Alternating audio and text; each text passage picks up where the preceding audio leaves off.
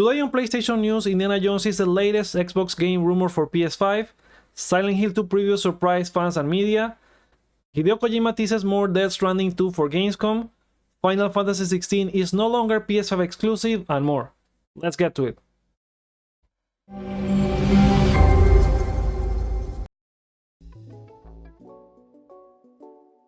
Hello friends, welcome back to Hyper4Games. My name is Joseph and this is PlayStation News, where we talk about the top PlayStation and gaming stories for the day. Hoping you are doing great. I'm doing great and looking forward to Gamescom.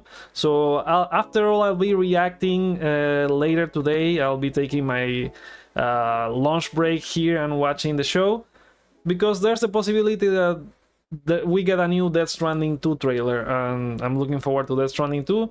I'm a huge Hideo Kojima fan, so hoping we get that. Still not sure, but we're gonna get into the news in a little bit. So yeah, I'll be reacting to that. The link is already I'm gonna be posting it on the community tab. And yeah, before moving on, also some housekeeping again. Remember that you can find now PlayStation News as a podcast on both YouTube and Spotify. PlayStation News, you can look you can search for it like that. And yeah, so with that, let's move into our first story, and it has to do with more Xbox news for PlayStation, because every time that we get news about a possible port coming to PlayStation, it seems like the whole library starts leaking, and it's going to be released on PS5. So yeah, the latest candidate is Indiana Jones and the Great Circle. It's now being rumored for PS5, and this was posted by Nate the Hate on Twitter. So he said that Machine Games Indiana Jones and the Great Circle will release on Xbox and PC this holiday, on December specifically, as a timed console exclusive. After this time exclusive window expires, the game is planned to come to PS5 in the first half of 2025. Nate the Hate, he's a reliable leaker. He has been writing in the past. I think he also posted about some of the games that were coming from Xbox to PS5. He also got one wrong, because he said that Starfield was coming, but he later corrected himself, saying that that was wrong, that Starfield is still not planned for PS5, at least as of that time. So yeah, there's a possibility that this ends up happening. And back in the beginning of the year, we also had Tom Warren saying that Bethesda was considering having this game launch on PS5, because I think there was rumors of Disney pressuring Xbox maybe to have it multi-platform or something like that. I don't know, because we also had Phil Spencer saying that back in the Activision trial that he wanted to keep Indiana Jones as an exclusive, because Sony also had Spider-Man as an exclusive. So yeah, but like Phil Spencer also said that we would only get 4 games on PS5, and it seems that we're gonna get even more. And we also know that Doom: The Dark Ages is coming from Bethesda. So yeah, we'll see what happens with this. We also have some information from Insider Gaming's Tom Henderson, who says that some outlets already know, like your IGNs, your BECs, they not specifically those, just putting them as an example. Some of those outlets already know about the PS5 version existence, but they have signed NDAs that they cannot talk about the PS5 version up until a certain point. We don't know if that point is going to be Gamescom later today. We know the game is going to be shown at Gamescom. There's going to be a new trailer or a new demo, I don't know, but there's going to be more Indiana Jones later today at Gamescom. And the game looked great. I'm looking forward to watching more of it. But we don't know if they will announce if this will be one of the games that were rumored last week, that there was going to be a big game that was going to be announced for PS5. So there's a chance that they announce this here today, and that's when the NDA comes up and the outlets can start talking about it. But there's also been other rumors. There's the rumor that it could be Forza, which is also there's some people in favor for that. Like they say that it's going to be Forza Horizon 5. Some other people like Jess Gordon and Tom Warren says it's not going to be Forza, although they don't rule it out for it being on PlayStation at some point. So yeah, there's also rumors that it could be Flight Simulator, so it seems like the whole library is in the rotation for what's gonna be the next game that's gonna get ported from Xbox to PlayStation. So yeah, we'll see what happens later today. We're likely getting that announcement at Gamescom, as I said. So yeah, let me know what you guys think this announcement is gonna be. Is it gonna be Indiana Jones? Is it gonna be Forza Horizon 5 or Flight Sim? Or maybe they don't announce anything and we're all with our clown masks after the show. So yeah, let me know what you guys think in the comments. Next, we are gonna talk about a very surprising story that happened yesterday, and it's that media had the chance to play Silent Hill 2, the remake, that's gonna be out for PS5 and PC in October. So Konami also posted a new trailer. The trailer looks really good, like compared to the previous trailers that Konami released. Like this, it really looks great in terms of like everything, the environments, the characters, everything looks great. In the previous events we have had like the combat trailer that it had an awful reception on YouTube, so that trailer had like 59% like to dislike ratio. We also had the 13-minute gameplay demo that I think it was last month or around June, I don't remember when it was, but it had like 53% likes, like to dislike ratio. I remember that looking like really awful. I haven't been against all of the trailers. Like I like what they showed at the beginning when they had the reveal and all of that, because I knew that was like it was in development and it probably wasn't gonna be like that. It looked great what they showed in the first trailer, I think, but as we got closer to the previous like two presentations, like the trailer that they had at the State of Play, I was like, well, it looks good in some scenes and not that good in others. And the gameplay reveal that we had recently had like really choppy frame rates in certain scenes. But this one, I also checked some gameplay and it looks really good. So this new story trailer has like it has Maria introducing her as the character, and this one has a 95% like to dislike ratio. So people are enjoying what they're seeing right now in terms of like the fidelity of the game, and that turns out that Bloober Team was always right. That they were angry, like in their usual like meetings. We would hear about CEO Piotr Babieno, I think it's the name how you pronounce it.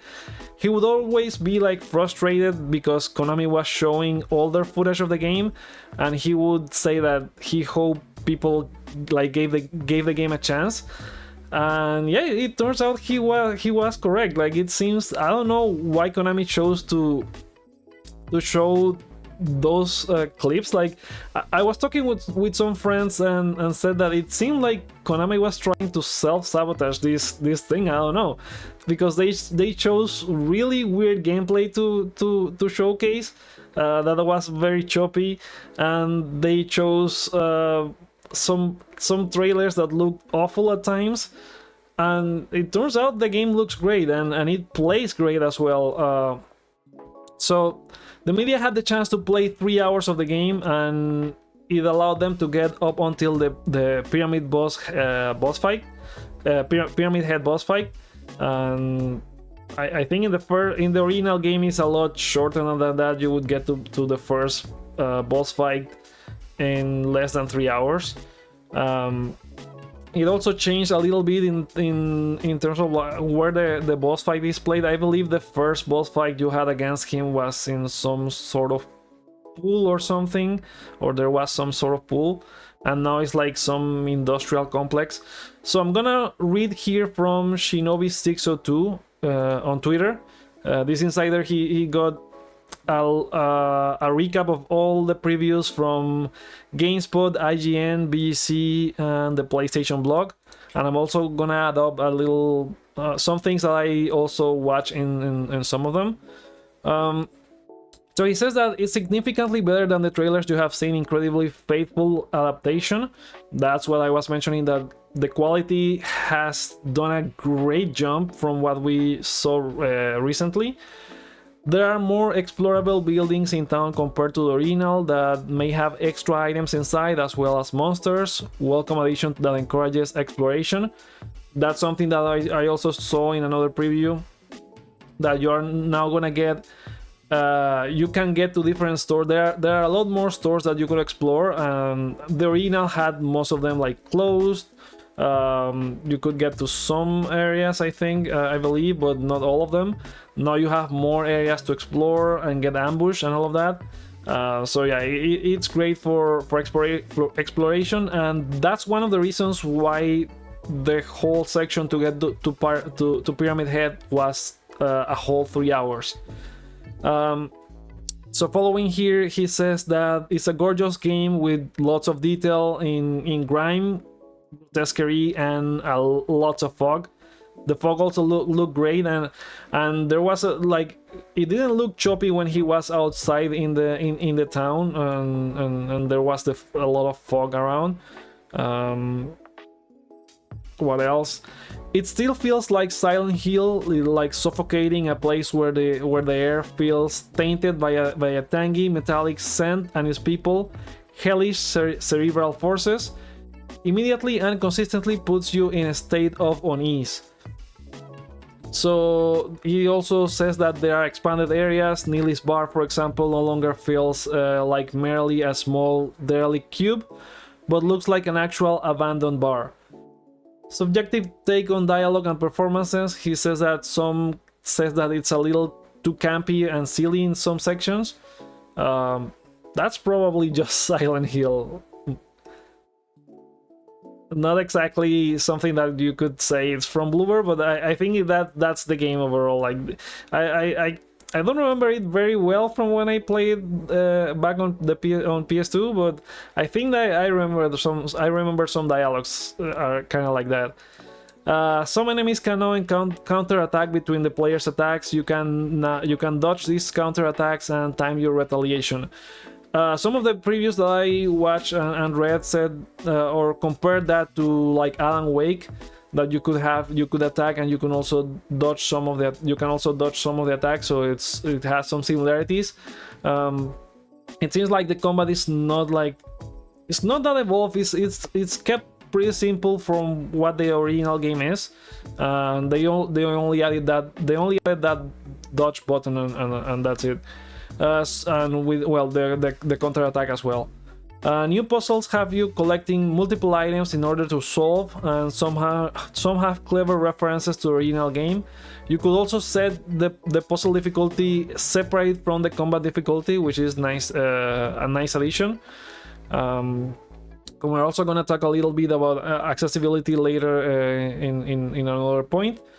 Layouts of areas like Woodside and Blue Creek Apartments have changed significantly in order to challenge returning players. There are no loading screens when traversing between rooms anymore, and monsters can ambush you if you are not careful.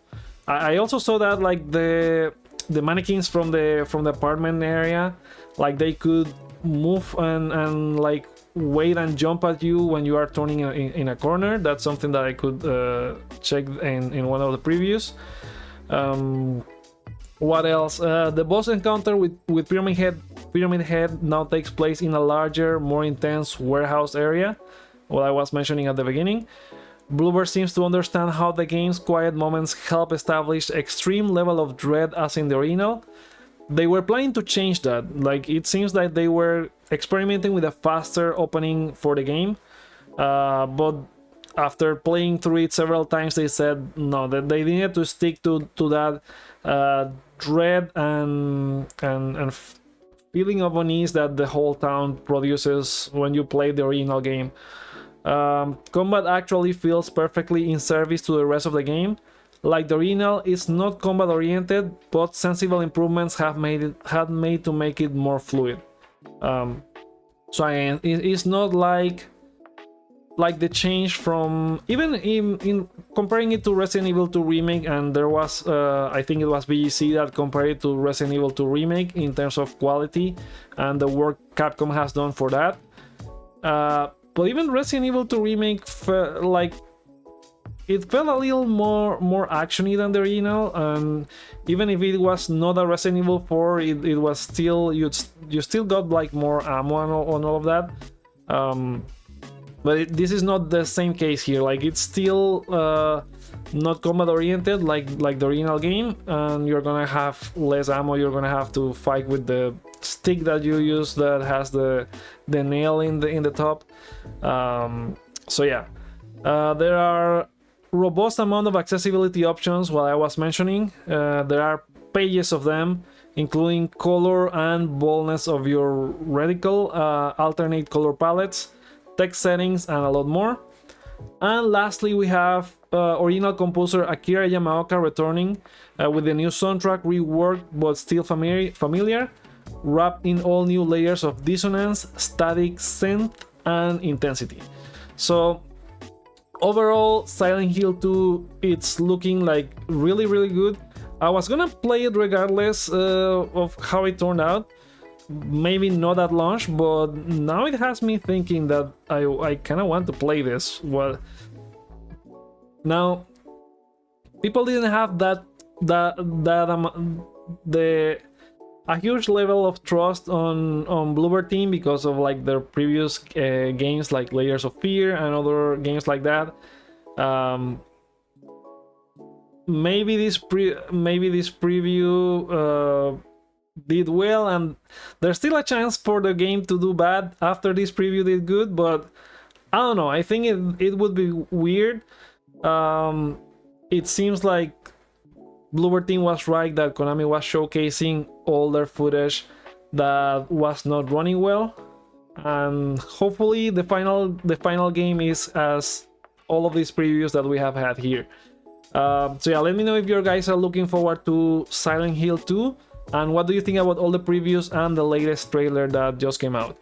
So with that, let's move to Hideo Kojima and Death Stranding, because he's now teasing something about the game, and there's a chance that we could see it on Gamescom later today, as I was saying at the beginning. So he posted this new tease for Who Am I? It's very similar to the ones that he posted back last year or at the beginning of the year. They revealed like Leah Sidux, Elle Fanning, and Shioli Kotsuna, and they all preceded. I don't remember if the three were released before the State of Play, or we had a couple ones before. I don't remember, but I do remember that they preceded a new trailer. So there's a chance that we could get a new trailer later today. So people have been deciphering who this guy is, and is the Japanese actor Kenjiro Suda. I hope that I pronounced that right. He has been on Jujutsu Kaisen and My Hero Academia in some of his work, and he also voiced the Japanese. He also did the Japanese voice for Sam Porter Bridges in the original Death Stranding, so he's likely returning in this one. There was other hints that there could be something happening about Death Stranding later today. For example, Hideo Kojima did some retweets about opening night live from Geoff Keighley. We also had Keighley replying to... You know that Kojima likes to post these pictures when he is editing a new trailer for a new event. So he posted some of those photos that he's doing a new trailer, and Geoff Keighley replied to that with like the ice emoji. So yeah, it's likely that we're gonna get a trailer later today. I don't think that's like just playing like them playing playfully online, but anyway, keep your expectations in check, because like we also know that some games like Hollow Knight Silksong are not gonna be there, but at least Geoff Keighley said it online, said it on Twitter that the game is not gonna be there. He has not said anything for Death Stranding, so fingers crossed that we get a new Death Stranding trailer later today. Let me know if you guys are looking forward to Death Stranding 2 and a new trailer at Gamescom. There's also a poll on the community tab right now. They posted it last night about which games are you looking forward. I only put some of the ones that are confirmed. So go check that out on the community tab and vote for your favorite game. With that, let's get into some quick fire stories here. We were talking about The Last of Us yesterday, and how actress Isabella Merced, who does Dina, was commenting on like all of the stuff that was behind Abby as a character, the toxicity that's behind the character, and how that pushed HBO to have extra security for Caitlin Dever. I was also saying that I think the reaction to the events of the game in the show are gonna be a lot worse than the game, but I hope Caitlin doesn't has to withstand all of the stuff that Laura Bailey and Neil Druckmann had to face, like receiving death threats and insults on social media and all of that. But well, we were talking about that yesterday, and it turns out The Last of Us Season 2 has just finished filming, so now the whole thing moves to post-production. And we had a post on Twitter from Timothy Good. He's the producer on the series, and he shared some of the images from the wrap-up party. So yeah, it's gonna premiere in 2025, likely during the first half of the year. And yeah, I'm looking forward to it. Still worried about how they're gonna do the 7 episodes, if it's gonna be the whole thing but based on one perspective, or they're gonna jump between the two perspectives, or I don't know. I'm still confused how they're gonna do it. They said that they would do the whole thing in one season. Then like they have said, like the production has said, that they would need a second season, a third season to add to that. So we'll see. Let me know what you guys think about this. Are you looking forward to The Last of Us Season 2? And what do you think? How do you think it's all gonna play out? Next, we're gonna talk about Final Fantasy 16, because the exclusivity for PS5 has officially ended. Square Enix announced the PC version for the game on Steam and Epic Games releases on September 17, and there's even a demo right now if you want to check it out. It's the same demo that came out when on PS5. And now they are releasing it as a standalone version, and it's also gonna be a complete edition that comes with Echoes of the Fallen and the Rising Tide. There are also rumors that it could be on Xbox within the first 6 months of 2025. And yeah, we'll see. There's also like Square Enix has not been doing great in terms of financial performance for their games. The games have been selling, but they have said in like one of the recent fiscal results that they would start pushing everything multi-platform, and there won't be any exclusives like they usually had for Switch and PS5. So everything is gonna be multi-platform from now on. So it's likely that it's gonna be on Xbox sooner. I've said previously that exclusivities are like a necessary evil, because these companies are making you look. They want you to buy their product, which is a console or a service or whatever they want. But like in the end, it only helps the company. In the end, it's better for more games to get into hands of more people. So glad that it's coming to PC and more people are gonna be able to play this.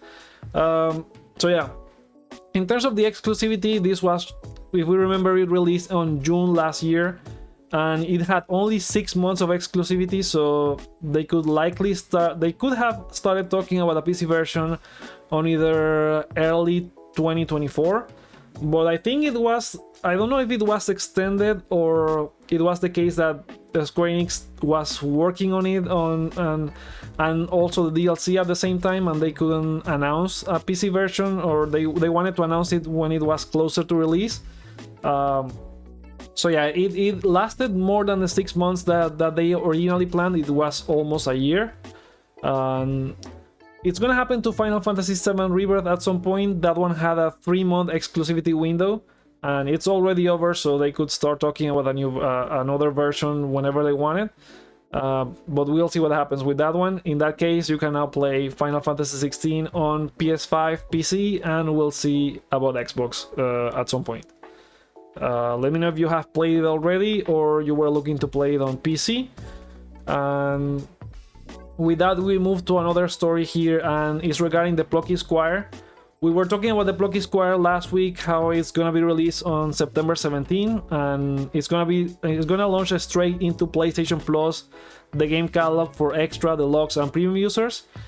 And it's also gonna be on digital for PS5, Xbox Series, Nintendo Switch, and PC. But anyone who wanted a physical version, there was no news about that. Now the developer All Possible Futures has said on their official Twitter account for the game that just like many of you, everyone on our team would love to have a physical edition of the Plucky Squire for our own shelves. So we're working to get the physical versions ready as soon as we can, but they won't be ready for launch. We'll post them when we have details to share. So they won't be ready on September 17, but I guess they could launch them before the end of the year. Maybe by November we're gonna get them from limited run, I guess. Most of the physical editions are now launched by at least for indie games are now launched by limited run games, or there's also, I forgot the name of the other publisher. But yeah, we'll see what happens with this. But if you were looking forward for a physical version, you can now wait for one if you want to have it display on your shelf. So yeah, good for anyone who wants to keep that physical collection. Let me know if you're looking forward to that one, or if you're gonna be playing it on digital, either through PlayStation Plus or buying it directly through any of the platforms. With that, let's move to another collectible. To another collector's edition, which is the Sonic Cross Shadows Generation Remaster, because Sega did team up with limited run games, and they are going for a nostalgia filled collector's edition that has like a Dreamcast statue with both Sonic and Shadow. So this is priced at $249, and for that you get an art book, you get the official soundtrack, you get the figure that you can see there that I just mentioned, the Dreamcast statue with Sonic and Shadows. There's also a Dreamcast case, a steelbook. There's a keychain that has the shoes for Sonic, Shadow, and Classic Sonic. You also get a numbered certificate of authenticity, and you also get the copy of your choice between PS4, PS5, Nintendo Switch, or Xbox as well. So yeah, it's gonna be on pre-order from now until October 6th, and the game is the only thing that is gonna ship at least this year. It's gonna ship between October 26th and November 8th, and the rest of the collector's edition is gonna ship by July 2025. So if you are looking forward to the game and you wanted a collector's edition, $250 gets you all of this. And again, the figure looks really cool. I'm not that huge into Sonic, but it looks great for fans. So there you go. And lastly, we also have some news about Bully, which is the classic PS2 title from Rockstar. It has been rated in Taiwan for PS4, PS5, Xbox One, Xbox Series, and PC. There was some thoughts that we could be getting a new version, but we already have the PS2 emulated version on PS4 and PS5, and PC on Steam has the Scholarship Edition that they released later.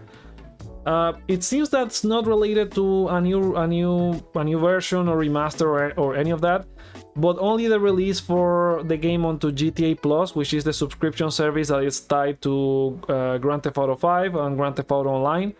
So if you get GTA Plus, you get like some benefits. They give you money every month for the game or something like that. They also give you like I believe a space or some vehicles. I don't know.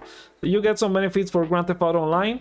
You also get access to some games that so far I think includes the other Grand Theft Auto remastered games. It also includes, if I'm correct, Eleanor and now Bully. So yeah, you can, if you, I think it's $5 or it's more, it's a little bit more than $5. I don't remember the price, but for that you can also get access to other Rockstar games. And with that we move into new releases, and there's only 3 games coming out today. One is Black Myth Wukong, that it did really good in reviews, and we were doing the like the review recap yesterday in the previous episode. Even though there's some controversy now about what they ban reviewers to say on their reviews, but overall it seems like it's a great addition to the action genre, Souls-like genre again. So, and it seems like it's doing really great on Steam, so you can get it on PS5 and PC. The Xbox version was delayed, so for now PS5 and PC. We also have Dustborn, which is from Red Thread and Quantic Dream, the guys that did Detroit Become Human. They are only the publisher. This game is from Red Thread. Dustborn is some sort of an adventure game where you also do like you take decisions and you shape the story, but it also has like some action RPG elements of some sort. And that's coming out for PS4, PS5, Xbox One, Xbox Series, and PC. If you want to play Concord early, you can now do so with the Deluxe Edition that gives early access from today. The game officially comes out on Friday, but you can get early access on PS5 and PC with the Deluxe Edition. It also includes like some costumes and some extra stuff. I don't remember what it is. There's also two additional things. Grand Blue Fantasy vs Rising gets, I don't know how you pronounce this, so sorry if it's wrong. It's called Brasucia, I guess it's how it's pronounced. That's a character that's gonna be added on Grand Blue Fantasy vs Rising for PS4, PS5, and PC. And Overwatch 2 starts Season 12, New Frontiers, and it's coming on all platforms: PlayStation, Xbox, Nintendo Switch, and PC as well. And there you go. That's everything that I have on PlayStation news for today. Let me know what you guys think about all of the stories. Do you think that Indiana Jones is gonna launch on PlayStation? Are we gonna hear about it on Gamescom today? Is it gonna be something else? What do you guys think about Silent Hill 2? Did it surprise you as well, like the new previews that have been online? Do you think that we are gonna get Death Stranding 2 later today, or we also have our clown masks ready for after the show, and there's not going to be anything about that or any of the other stories? And if you enjoyed this, consider giving it a thumbs up and subscribing for more. Remember that all the sources for these stories you can find in the description as well, and you can find as I mentioned at the beginning, you can find this as a podcast now on YouTube and Spotify if you prefer to consume it this way. So look for PlayStation news. Again, thank you guys for watching, and I'll see you on the next one.